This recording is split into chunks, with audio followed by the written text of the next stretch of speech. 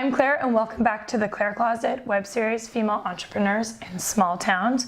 So excited we're back here in the sanctuary with an incredible artist, Jansen of FEiST. So welcome, Ree. Thank you, Claire. So tell us a little bit about who you are and what you do. Yes, my name is Rian of FEiST, RHI Creations. I launched it full-time just over a year and a half ago. So I do everything from marketing to building to selling. What are the products that you're selling? I go everywhere from jewelry to home decor, wall hangings, and into big furniture now. I'm not quite sure how I got there, but I'm doing coffee tables and chairs and outdoor furniture. And you're wearing one of your pieces? I am. It's made from an old bullet casing and recycled leather. It's beautiful. And if you, after this episode, you have to check out her work. It's absolutely gorgeous.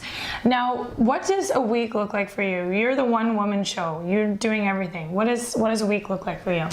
It's chaotic, and there's not enough days in the week for me. I try to space out time the beginning of the week, whatever day is the beginning for me, and sit down for at least 4 or 5 hours to hash out emails and to work out my social media scheduling, plan meetings with clients, when I'm going to do errands, how long it's going to take to do errands, because it always takes longer than... And errands being everything. Yes, and all over the place. Yeah. You end up in barns. Some of her posts are like, she's in a barnyard finding wood. Yeah, today's errand is pulling down barn beams. So that is my quote-unquote a Monday, and then I would say between like Tuesday to Friday I try to be really strict and to stay in the shop, because if I stray from that, then it's never getting done. Yeah. And because I live out in the country on Wolf Island, it's a bit of a commute to come into town, so being strict and staying there helps me be more productive. That's awesome. Yeah, and then weekends are kind of like for filling in gaps and for shows, and that's when I usually go and do the demolitions. And you're probably listening being like, okay, so when does she have a day off? And like so many entrepreneurs. Today was my day off. Yeah, this is her day off. It's amazing. Now, some of you might be feeling this, that you're running a business, you can't afford to hire anyone else, and plus you're so connected and attached to your business, you know it best. Mm-hmm. Is there any time when you're thinking, oh my gosh, I wish I had someone else to help me out? Yeah, in the more stressful times, like around Christmas and big shows, I definitely wish I had a whole assembly line of people ready to go. And I guess for things that aren't my savvy, you could say like accounting, I would love to be able to hand out that all off to someone. Don't we all? Yeah, I was thinking like, yeah. But I think all in all, I love being a woman show. Yeah. And maybe it's because it's all I've ever known, but I love seeing a product come together from beginning to end. I see it all. Yeah, I'm the one who tore that piece of wood out of the barn, and it's like 150-year-old wood, and I feel like I spent the same amount of time sanding it.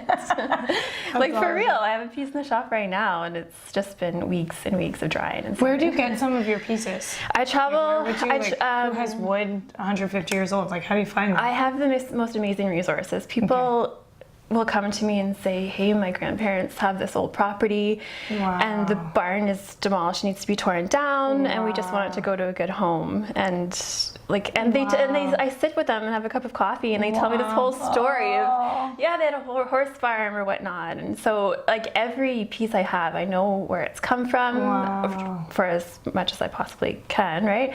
And that's why I love working with this old material, because it's so unique and you can't buy that on a shelf. And I think that's awesome, and a lot of people are now really conscientious, and when they're buying something, they like the story. The connection. The connection to something meaningful, and it's changing the commerce world. So it's really awesome. Now, there's probably women out here listening that are thinking, oh my gosh, yeah, I feel the same. Like, I need to stay connected to it. You've obviously developed a lot of strategies, and you can hear listening. She's very organized and has everything broken down in your self-discipline. What piece of advice can you give to other women that are trying to, run a business on their own?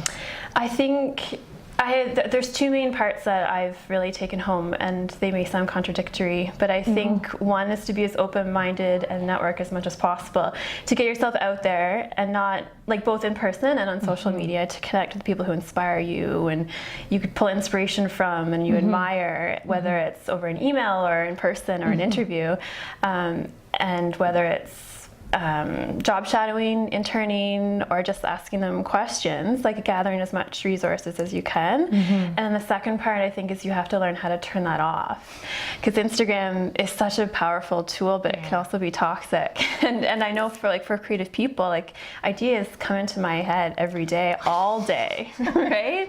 And it's overwhelming. I don't know what that's like. Yeah, and I just want to do it all. Yeah. But Yeah. as a one woman show, it's you have to limit, and I like that it's be engaged and then know when to shut it off and work and that's hard. Saying no is a whole nother story in its own. Episode 2. Yes, to be continued. That's, you know what, that's great advice, and I think a lot of us can relate to that. So thank you for listening. Thanks for coming on. I really appreciate it. Thank you. We'll see you soon.